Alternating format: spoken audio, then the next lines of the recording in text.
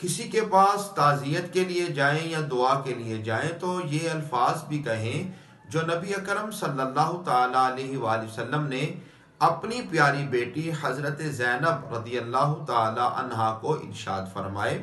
اِنَّا لِلَّهِ مَا أَخَذَ وَلَهُ مَا أَعْطَى وَكُلُّ شَيْءٍ عِندَهُ بِأَجَلٍ مُّسَمًّى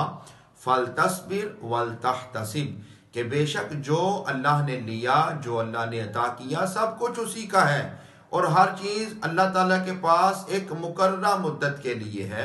پس تم صبر کرو اور اللہ تعالیٰ سے ثواب کی امید رکھو۔ یہ الفاظ ہم سب مسلمانوں کو یاد ہونے چاہیے،